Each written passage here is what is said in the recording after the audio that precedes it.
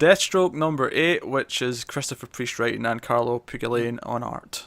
You two read this, so you two take it away. Yeah, this is conclusion part 2. Yeah, I like that. I'm gonna be honest. I'm not sure what's going on anymore, but I'm still gonna read it because there's been so much espionage and so much doubling back in working with who and not so working many with different time frames. Yep, that I'm just gonna go. All right, I'm sure this will be resolved in the next couple. I'm just gonna read it and enjoy. So I'm glad it's not just me. That was Connor too.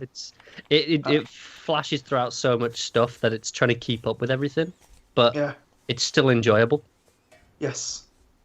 His fight with Superman, this is basically the crux of the issue. Superman's come to take Deathstroke in, basically on orders of the government and Deathstroke's ex-wife. And him and Slade have a conversation, as Slade's having a conversation with his suit, which that was new, with the AI that has Wintergreen's voice. I love that this is kind of a way where they would just we want Wintergreen in this book all the time. We want this banter. Because that has always been great whenever we've had that so far in the series. It's like, we need an excuse. Let's just do this. Let's go for it. Well, and he asks why Wintergreen, and he's like, "Oh, Icon loves Wintergreen." Yeah, it's out of respect. Respect, yeah. So, but what I liked about the fight with Superman is we know Deathstroke is this tactician, and normally he shouldn't have a shot, right, against a Kryptonian. But he's wearing this special suit, the Icon suit, and we learn that it's not just a super suit; it's a gravity well. So the harder Superman hits it, the more it absorbs and kind of crumples back. Yep, and then fights back. So by the end of this fist fight, it ends up with Superman bloody because he gets hit with this wave that would have vaporized a normal person.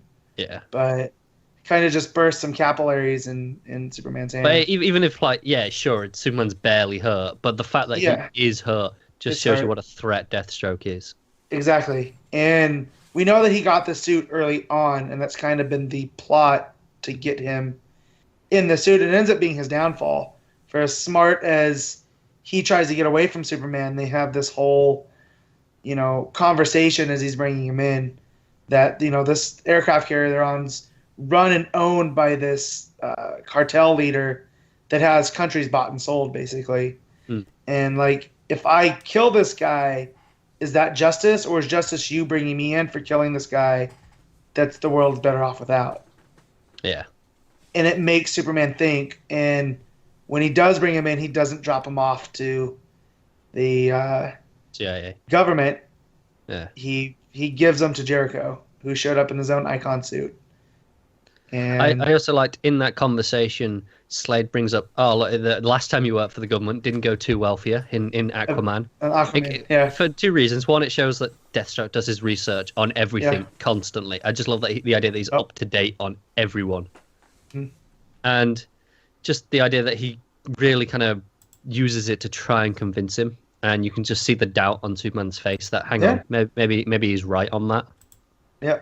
Well, and I like that they're putting that out that Superman doesn't want to work for the government, but if it's a special call, he will. And that was kind of what he told Aquaman in that issue was, I don't want to be doing this, but I'm doing it as a favor because you're a friend and a teammate. And here it's along the same lines where he wants to try to talk Deathstroke down, and he can't. And, I mean, Deathstroke still ends up apprehended, but not before it kind of everything's falling into place. I feel like Deathstroke wants to be on that island wherever they're going. Yeah, definitely. So, and we also get some stuff with Ravager, with Rose.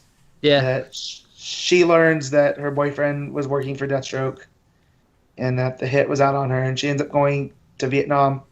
So who knows what she's doing, but she kind of deletes everything. But what was interesting is what she deletes was Hive, which is responsible for the oldest son's death. Yes.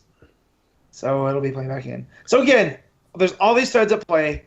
I'm still not too sure what exactly is going on. I feel like it's starting to come to I'm feeling like, okay, I get where it's heading. It's kind of all going in the same direction.